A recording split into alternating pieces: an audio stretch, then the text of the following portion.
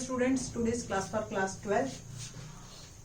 आज जो हम बात कर रहे हैं वो एक्सरसाइज 13.3 के क्वेश्चन नंबर 3 पे हैं। और इससे प्रीवियस लेक्चर में मैंने आपको थ्योरम ऑफ टोटल प्रोबेबिलिटी और बेस थ्योरम के बारे में बताया था और इसमें बेस्ड एक एक क्वेश्चन भी बताया था। What's the difference between total probability and Bayes theorem, ये भी क्लियर किया था। आज अब इस लेक्चर ऑनवर्ड्स सारे क्वेश्चंस में हमने सबसे पहले डिसाइड करना है कि E1 क्या है, E2 क्या है और A क्या है। ठीक है, तो क्वेश्चन रीड करते हैं और फिर एक बार पूरा रीड करने के बाद हम डिसाइड करेंगे। तो फर्स्ट ऑफ ऑल ये क्वेश्चन मैंने हाइलाइट्स कुछ लिखे हैं। क्या है question, let's read it. Of the students in a college it's known that 60% reside in hostel. एक कॉलेज के स्टूडेंट्स के बारे में सर्वे किया तो उसमें 60% बच्चे हॉस्टल में रहते हैं एंड 40% आर डे स्कॉलर्स। 40% वो है जो हर रोज घर से आते हैं। Previous year result reports that 30% of all students who resides in hostel. अब सिर्फ हॉस्टलर्स की बात हो रही है कि जो हॉस्टल में रहते हैं उनका 30% बच्चे ए ग्रेड अटेन करते हैं, यानी कि हॉस्टल में रह के बच्चे पढ़ाई करते हैं और फिर वो ए ग्रेड लेके आ रहे हैं। बट जो डे स्कॉलर्स हैं उनमें सिर्फ 20% बच्चे ही ए ग्रेड ले पाते हैं, उनके 20%। जैसे सपोज पूरे स्कूल में 100 बच्चा है, 60 यहाँ है, ये 40 है, तो ये 60 में से 60 का 30% वो बच्चे ए ग्रेड लेते हैं। सेम 40 का 20%। ये ध्यान, ये क्लियर होना चाहिए आप। ठीक है ना। Who resides in hostel attain A grade and 20% of day scholar attain A grade in their annual examination. At the end of the year, one student is chosen at random from the college and he has an A grade. एक student हमने choose किया और पता किया तो उस student के पास A grade है, ये कंफर्म है कि अब ए ग्रेड वाले बच्चे पे ही बात करनी है हमने, बाकियों पे बात नहीं करनी। What's the probability that the student is hostler? वो स्टूडेंट हॉस्टलर हो, ये हमने चूज करना, ये बताना है इसकी प्रोबेबिलिटी। अब आप कहोगे अभी तो बताया था 60% हॉस्टल वाले रहते हैं, उसमें से 30% है, तो प्रोबेबिलिटी मल्टीप्लीकेशन थ्योरम नहीं चलेगी। यहाँ पे 2 ऑप्शन आ गई हैं, है ना। ठीक है, तो आपको जो है क्या करना है, किसकी प्रोबेबिलिटी निकालनी है, स्टूडेंट इज हॉस्टलर, है ना। तो इवन इवेंट इज पहला, स्टूडेंट इज हॉस्टलर। ठीक है। E2 student is day scholar. 2 तरह के ही बच्चे हैं हमारे पास, है ना। प्रोबेबिलिटी ऑफ E1 क्या होगा, 60% बच्चे हॉस्टलर, तो प्रोबेबिलिटी हो गई 60/100। Probability of E2 40%। मैंने आपको बताया था कि E1 और E2 की टोटल प्रोबेबिलिटी 1 होनी चाहिए, चाहे ये अलग अलग आए, कोई दिक्कत नहीं, मतलब सेम ना हो। ए इवेंट कंडीशन क्या है कि स्टूडेंट के पास ए ग्रेड है, उसी पे तो बात करनी है हमने। अब a student has A grade, तो ए ग्रेड के ही बच्चों पे अब हमने बात करनी। अब हो गया प्रोबेबिलिटी ऑफ A/E1। क्या मतलब, क्वेश्चन में हमने जो निकालना है वो प्रोबेबिलिटी जब बच्चा हॉस्टलर है और उसके ए ग्रेड आने के कितने चांसेस हैं, वो हमें डायरेक्ट दे रखा है। 30% हॉस्टल वाले बच्चे जो हैं वो ए ग्रेड लाते हैं। ठीक, तो ये आ गया 30/100। Probability of A/E2, day scholar बच्चा है और ए ग्रेड लाया, कितने चांसेस है उसके, 20%। नाउ ए ग्रेड तो मेरे पास है, बच्चा तो मेरे पास है कि ए ग्रेड है। अब मैंने ये सोचना है कि ये डे स्कॉलर होगा या हॉस्टलर, तो इट मीन्स मुझे जो प्रोबेबिलिटी निकालनी है वो E1 की निकालनी है, हॉस्टलर की निकालनी है, बट कंडीशन है कि उसके पास ए ग्रेड। यही तो हुआ। तो प्रोबेबिलिटी ऑफ A/E1 और E1/A, आई थिंक सो आपको क्लियर हो गया। दोबारा सुनिए, probability of E1/A is a, जब बच्चे के पास ए ग्रेड है, ये तो हमें कंफर्म है कि हमने एक स्टूडेंट से पूछा ए ग्रेड है। अब मैं अपने मन में ये सोच रही हूँ कि ये डे स्कॉलर होगा या हॉस्टलर होगा, इसकी क्या प्रोबेबिलिटी है। ये सारा डाटा मेरे पास है प्रीवियस ईयर का। तो probability of E1 into probability of A by E1 upon total E1 A by E1 plus probability of E2 और probability of A by E2। तो E1 की प्रोबेबिलिटी 60 by 100। इसको थोड़ा सा सॉल्व कर लेते हैं, छोटा छोटा बना लेते हैं। 6 by 10, 4 by 10, 3 by 10 और 2 by 10 सब। तो ये मेरा बन गया 6 by 10 into A by E1 that is 3 by 10 upon 6 by 10 into 3 by 10 plus E2 4 by 10 into 2 by 10। ये आ गया मेरा। बस अब हमने इसको सॉल्व करना है और इसको फाइंड आउट करना है। तो सॉल्व करने के लिए सिंपल 6 3 जा 18 अपॉन 100 न्यूमरेटर। ये 6 3 जा 18 अपॉन 100 प्लस 4 2 जा 8 अपॉन 100। डिनोमिनेटर एलसीएम लीजिए 18 plus 8 26 by 100। Okay, now the probability is 18 by 100. Probability of E1 by A is probability of E1 by A is 18 by 100 into 100 by 26। 2 से cut कीजिए 9 by 13 is my answer। तो ये था हमारे पास की probability जब बच्चे के पास A ग्रेड है, स्टूडेंट के पास, और वो होस्टलर है। ठीक है जी। तो क्वेश्चन नंबर 4 डिस्कस करते हैं। क्या है क्वेश्चन नंबर 4 कि in answering a question on a multiple choice test, जो है आपके मल्टीपल चॉइस क्वेश्चन है, एक स्टूडेंट है, उसके पास 2 ही ऑप्शन है, या तो आइदर ही नोज, या तो वो आंसर को जानेगा और गेस करेगा, क्योंकि तुक्का मारेगा कि 1 2 3 4 में से कौन सा है आंसर। तो 3 by 4 प्रोबेबिलिटी है he knows the answer, and 1 by 4 probability है कि वो गेस करेगा। इट मींस जो भी वो तैयारी करके आया है 75% जो है वो क्वेश्चंस के आंसर वो जानता है। Assuming that a student who guesses and the answer will be correct, जितने भी उसने गेस किए वो करेक्ट है, उसकी probability with probability 1 by 4। Obvious, अगर सपोज किसी क्वेश्चन के 4 ऑप्शन है और आपने किसी एक पे टिक मार्क करना है, तो प्रोबेबिलिटी 1 by 4 है, क्योंकि जब मुझे पता ही नहीं तो मैं ये मान के चलती हूँ कि 1 by 4 प्रोबेबिलिटी है। What's the probability that student knows the answer. ये लाइन मैं स्पेशली लिख रही हूँ, what's the probability student knows the answer, क्योंकि इसी लाइन से आपको पता चलेगा कि E1 E2 क्या है। Given that the answer is correct, answered is correctly, कि आंसर करेक्ट है। ये लाइन आपको डिसाइड करनी है, जिसकी प्रोबेबिलिटी है वो E1 E2 बनेंगे और जो कंडीशन है वो A बनेगा। तो व्हाट्स E1 here? तो हमें जो यहां से E1 और E2 बताने हैं वो क्या बताने हैं देखते हैं। तो E1 is student knows the answer. 2 option है ना स्टूडेंट के पास कि either he knows the answer और he guess. E2 is student guess the answer, and the A condition क्या है? Answer is correct. अब उस हिसाब से ही हमने बात करनी है, आंसर इज करेक्ट। तो प्रोबेबिलिटी ऑफ E1 ये बताया गया है क्वेश्चन में कि 3/4 प्रोबेबिलिटी है ही नोज द आंसर, 3/4 उसको आते हैं। तो प्रोबेबिलिटी ऑफ E2 क्या बची? 1 by 4।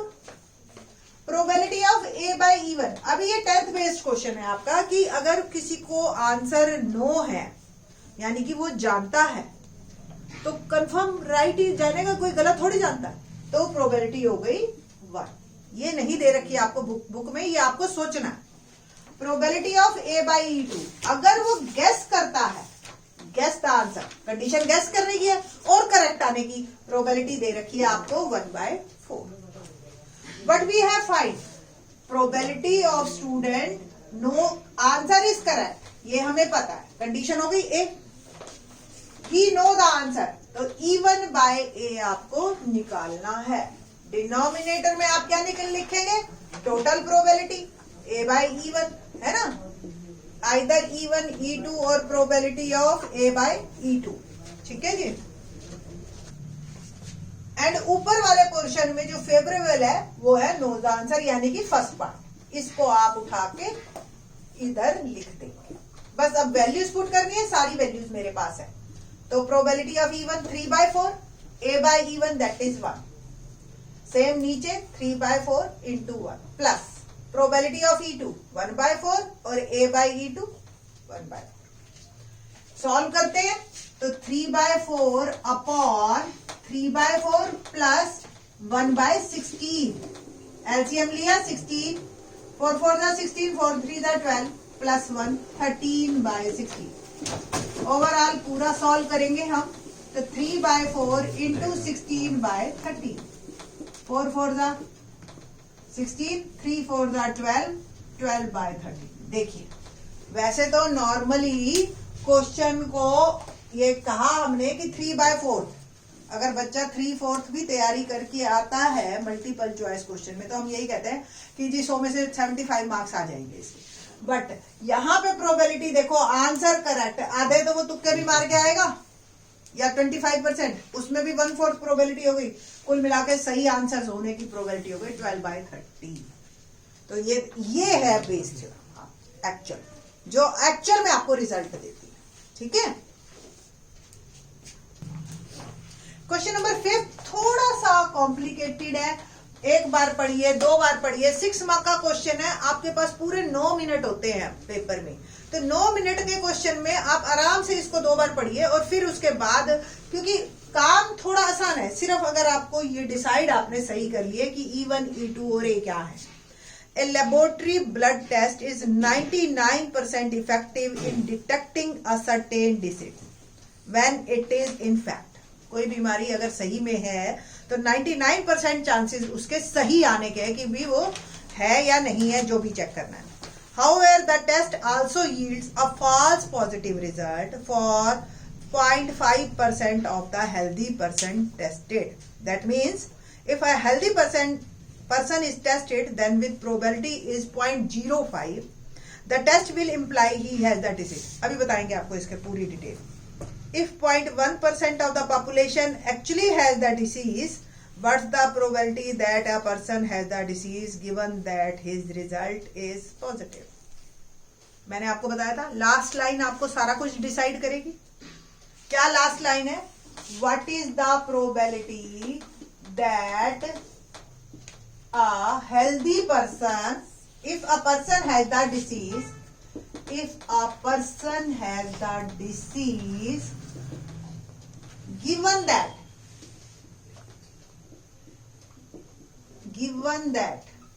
the result is, the test result is positive.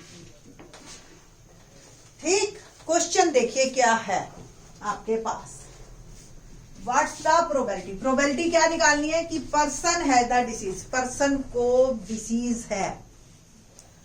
Condition है कि उसका रिजल्ट पॉजिटिव आया. हमें ये निकालना है. अब हम ये तो 100% मान के चलते हैं कि अगर रिजल्ट पॉजिटिव आया तो भैया पक्का उसकी बीमारी है.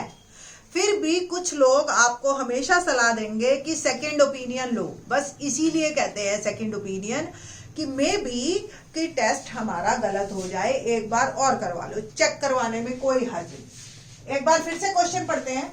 हमें जो निकालनी है probability, a person has the disease, तो इवन इवेंट लूंगी. ए पर्सन हैज डिसीज यानी कि अनहेल्दी पर्सन है ना, उसको डिसीज है.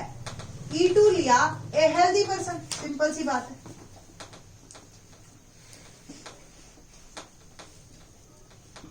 ए हेल्दी पर्सन, ठीक है ना.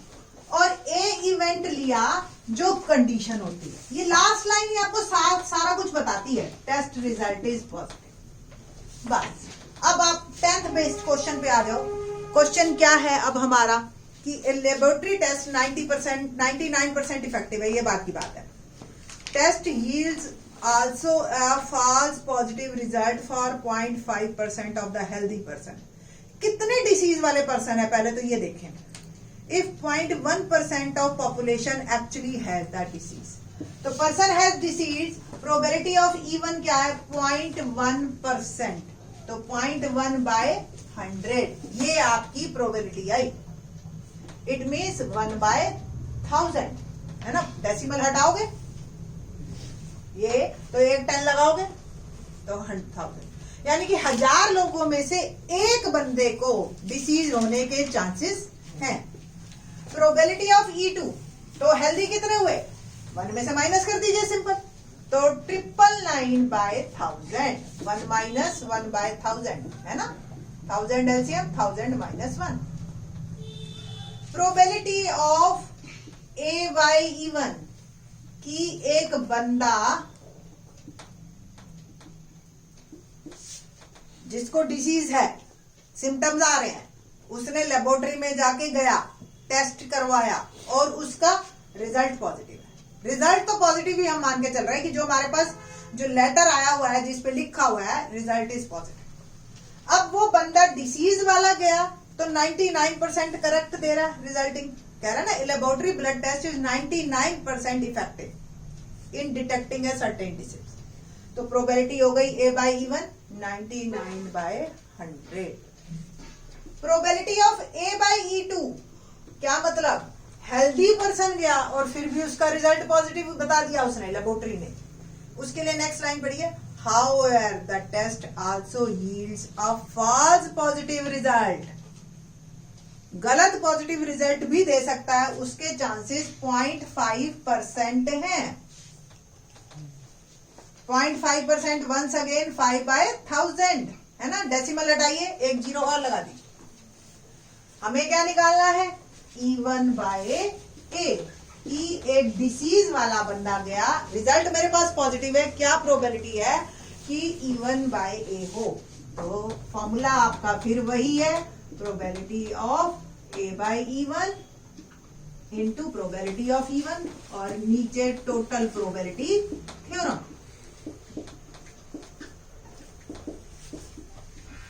ठीक है ना. सॉल्व करते हैं. E1 की प्रोबेबिलिटी है 1 by 1000, A by E1 है हमारा 99 by 100 अपॉन, ये तो पोर्शन सेम है. Probability of E2 is 999 by 1000 into 5 by 1000. बस अब थोड़ा सा ध्यान रखना है, इसके डिनोमिनेटर में आपके पास 5 जीरो है और इसमें 6 जीरो. थोड़ा सा सॉल्यूशन करते हुए आपको ये ध्यान रखना है. देखिए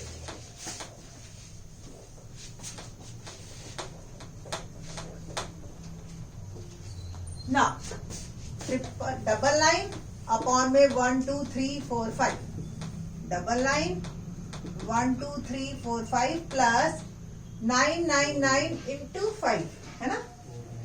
तो 5 9 जा 45, 4 45 और 4 49, 4 49 अपॉन में 1 2 3 4 5 6, ये 6. डिनोमिनेटर का आप एलसीएम लेंगे तो 4 5 6, डबल लाइन एक जीरो और आ जाएगा क्योंकि 5 से डिवाइड किया, एक जीरो 990 प्लस 4995. सॉल्यूशन करके मेरे पास आया 5, ऐड कर लिया मैं 9981 1915 5985. ओके, और ये आ गया 1 2 3 4 5 6. तो कुल मिला के डबल लाइन 1 2 3 4 5 इनटू में 1 2 3 4 5 6 अपॉन में 5985. ठीक है जी. और ये आपके 5 जीरो तो कट गए, और 99 से अगर ये कटता है तो काटिए. ठीक, तो 5 जा 4 4 जा बिल्कुल. ओके, नाउ 9 से काटते हैं. 9 11 जा और 9 6 जा 54 और ये 5 8 58 9 6 जा 9 6 जा 54 और ये फिर 5 बच गया 58. फिर से 9 6 जा 54, 4 बज गया 45, 9 5 जा 45, 5 से और काट दीजिए, 5 2 जा 10, 5 1 जा 5, 5 3 जा 15, 5 3 जा 15, ठीक है जी। And the probability is 22/133 is my answer. तो जो प्रोबेबिलिटी एक पर्सन गया, रिजल्ट पॉजिटिव है और वो डिसीज वाला ही पर्सन है, उसकी प्रोबेबिलिटी 22/133 है, ये प्रोबेबिलिटी है। तो काफी कम प्रोबेबिलिटी है इस हिसाब से। तो वो भी तब जब 1000 में एक बंदा बीमार हुआ। तो इस हिसाब से देख लीजिए कि कोविड में किस तरीके के आ रहे होंगे आपके रिजल्ट्स। ठीक है, तो होप सो बेस थ्योरम आपको समझ आ रही होगी और question number 6 onwards in the next.